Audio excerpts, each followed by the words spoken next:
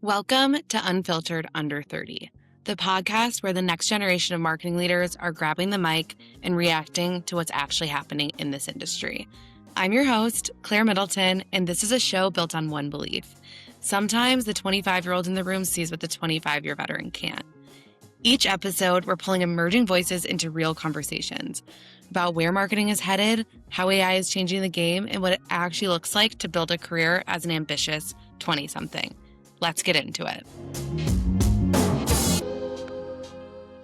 Connor, welcome to Unfiltered Under 30. Thank you so much for joining me. Thank you for having me. So to start out, today is your birthday. You're still under 30. Happy birthday. Thank you. How old are you today? I am turning 27. Amazing. So we're in Cannes. This is like your Super Bowl, besides the actual Super Bowl that you also help run. That's true. Tell us a little bit about your role and your journey to getting to this position you're in now. Yeah, absolutely. So I'm super excited to be here in Cannes as the head of experiences for Brand Innovators, which means I handle just about everything from like the smallest, most minute details of our events up until like building our entire beach activation. So this year, Brand Innovators, we have 3 different venues. We have a beach at Rado Beach Club, which is our primary stage for the week. We have a hospitality lounge and specialized programming at the Armani Cafe right on the Croisette. And then we're actually taking over the prestigious Villa Bagatelle, which is about 10 minutes off of the Croisette, for our like intimate VIP off the record events. And, along with my ops team and, our leadership team, I've been helping manage all 3 of them. So it's been quite a wild journey, but I'm excited to be here in Cannes. I've slept maybe a cumulative 3 hours this week, but that's what being in events is. So Absolutely. So tell us, was this your first job out of college? it was. Yeah. Okay. Tell us what your first role at Brand Innovators was and how it had evolved into being head of experiences. Yeah, no, it's funny because when you said, was this your first job out of college? My job was completely different at Brand Innovators when I first started. Yeah. I started as a community coordinator. I actually worked on our West Coast team remote from New York, which was kind of weird, but it was good for me because I'm not a morning person. And that role was basically helping our community team build relationships with brand marketers and CMOs. And I instantly found a passion for connecting with those people. But then ultimately, the more and more I worked on our events, I realized my passion lies in creating the spaces for those people to connect, not just building relationships, as much as I like to do that part too. So I transitioned over to being on the community team for our tentpole events about a year in to my time at BI. And then in the last year, I took on the expanded role of head of experiences, where I'm not just overseeing the community and how our brands show up, but actually building the spaces where they show up in. So this year, it means like running our production at the beach, figuring out our schedule at the villa. This year we did an expanded activation at CES, for example, which I was really, really excited to kind of help spearhead. So it's cool. I started kind of in one niche that I thought that was like ultimately my passion. And through that, just kind of added more and more to my tool belt to kind of create the role that I'm in now. That's amazing. So do you remember a specific moment or experience or event that really showed you that this is what you wanted to do? I mean, I think it's Cannes, to be completely honest. Like I'm fortunate to do some amazing, amazing events with Brand Innovators. We basically anywhere where a brand would want to show up, which are all the coolest places and events, we show up to be there with them. So I'm grateful. Like we do F1 all in America. We do Art Basel, CES, Super Bowl, South by Southwest. But nothing compares to Cannes. It's like a completely different beast. And has the most incredible and unique energy. And it's so niche and specific to our industry. Like this is when I knew like this is my home.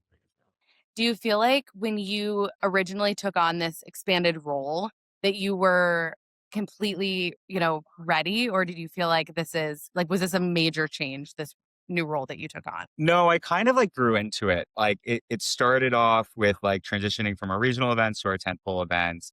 And then like month by month, there was just like A little new more. responsibility, a little bit more. I started managing our stage program. And then that transitioned into actually like, more handing that off and being hands off with that, but managing the stage as itself.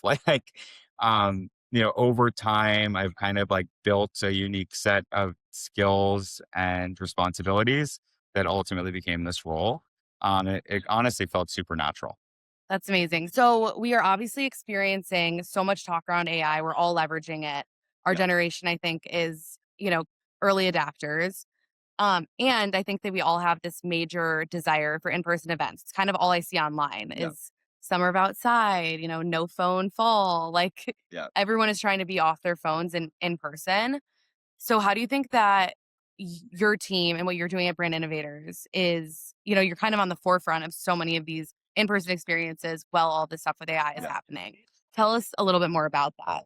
Yeah. So I actually think like the interesting analogy here, Brand Innovators as a business, we actually grew over COVID. We were like one of the only events businesses to do that because we pivoted really strongly to virtual. But then coming out of COVID was just like a whole other boom. Like after that period of isolation, everybody wanted to be in person, everybody wanted to connect.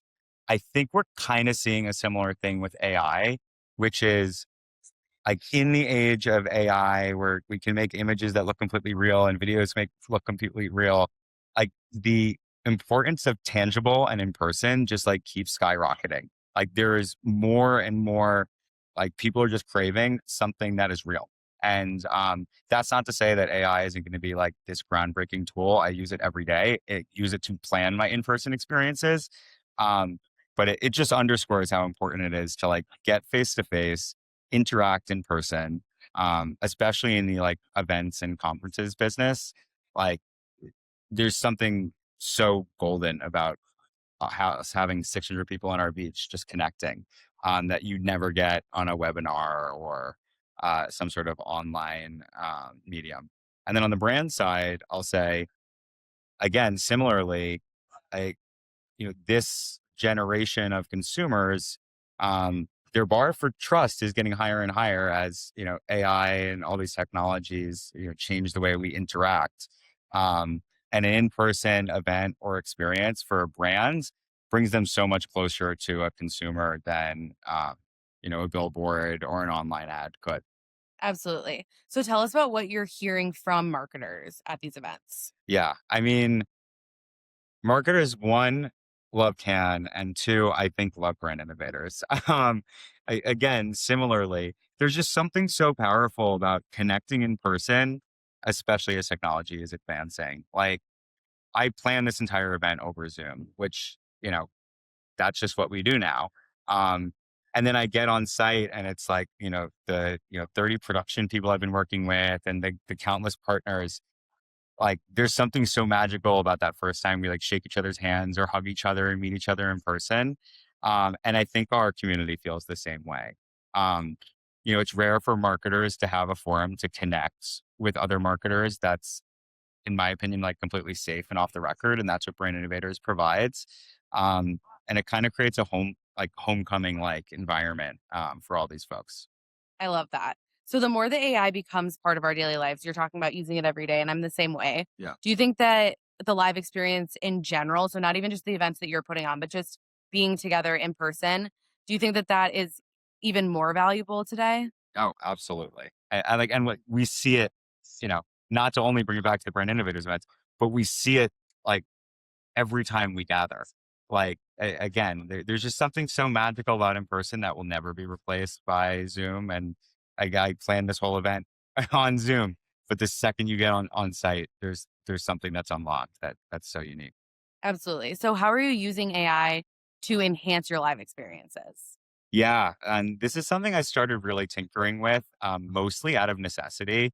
Again, like I, we were planning this can with 3 venues, a million moving pieces. We have over 150 partners we're working with, over 250 speakers. That's just like too many moving pieces for anyone to handle. Let alone a pretty like robust but scrappy team. Um, and creating AI tools is how we were able to keep all of those moving pieces in place. So we created an online schedule that as different members of our team were requesting times to put in events, there was just an online website that we created with Claude that people can go and request, see the exact venue, if there's any conflicts, how the guest lists compare across each, and like little tweaks and tools like that, which, you know, in the past, maybe there's an enterprise solution, maybe ad hoc Google Sheet. Being able to custom make something for your needs and your team's needs in a night that can completely revolutionize your workflow is a massive unlock. That's all thanks to, what AI provides for us. Absolutely. For CMOs and thought leaders in our industry listening to this podcast, if you had 2 minutes to challenge their thinking about something, what would it be? Yeah, that's a really good question. I think, and to almost like bring it back to like the theme of this, I kind of want to poke and prod them on like the Gen Z strategy. And I don't necessarily have the solution. I don't know who's right and wrong, but I just feel like nobody's quite figured it out yet. So if I had that moment sitting down with a CMO, especially a CMO of a brand who like, says they really understand Gen Z, like I'd want to just sit and like dissect every piece of that. Like what's important to us? Like, do I care more about Instagram ads? Do I care more about in person? Does a, billboard affect my decisions? Like I actually would almost flip it on them and like ask them to tell me their strategy and just like sit down and dissect it. Do any brands stick out to you right now that are nailing Gen Z strategy? That's a good question. I mean, like maybe a generic answer, but like I love what like Duolingo does on TikTok. Like all of these brands that are like creating native content and like building their own identity as if they are an influencer themselves, at least I think are getting it right. But I'm also sure there's like, a whole other section of Gen Z that thinks that's cringy. Like we're such Yeah, a unique set of people. Um, that I don't know if like anyone's going to get it completely right. And that's kind of why I would want to ask that question and dissect how they think about it. absolutely. Time for a lightning round Yep. before we wrap up. What is your unfiltered advice for a marketer in their 20s? A marketer in their 20s. And not to plug what I do every day at Brand Innovators, but like show up to events, meet other marketers, meet other folks in the industry, like understand what you like and what you don't like. At BI, we just hosted, we partnered with the Cannes Lions 30 Under 30 program and actually brought that to the US last month in New York. And it was so fun to see like these, marketers who are less than 7 years into their career connecting with each other, like meeting each other's mentors and like, other CMOs that they don't work for directly. It's such an unlock for these people. What's one thing people earlier in their careers worry too much about? I think people worry too much about like having a plan. Not to say that it's not good to have a plan, but I came to Brand Innovators to get a bird's eye view of the marketing and advertising industry. I thought I was going to leave in a year and go work in an ad tech company or a brand.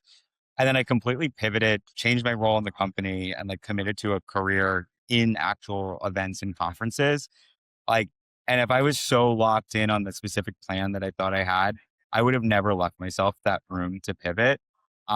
So, I'm not saying don't plan. I'm not saying don't be responsible, but like, don't worry about it. Like if you want to pivot in your career, if you want to move fast and, break something, like do it. This is the time to do it. And that's the only way you're going to find out what you're truly passionate about and what you're really, really good at. One of my favorite quotes is strong opinions loosely held. I feel like Beautiful. that's exactly what that Yes. is. Yes. Okay, last question. What's one belief that people our age have that the older people in our industry will eventually catch up to?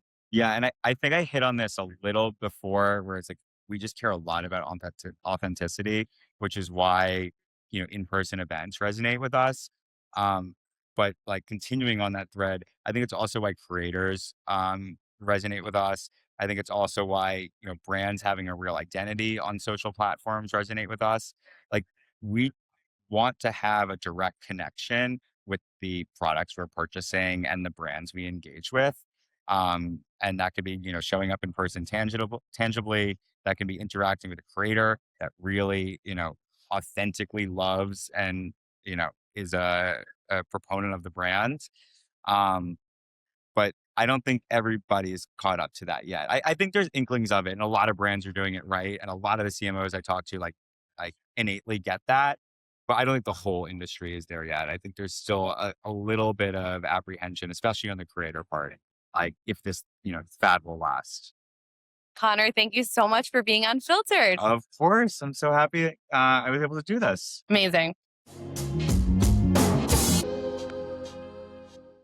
You're listening to the Mediaocean Podcast Network. For more of our shows, visit www.mediaocean.com/podcasts.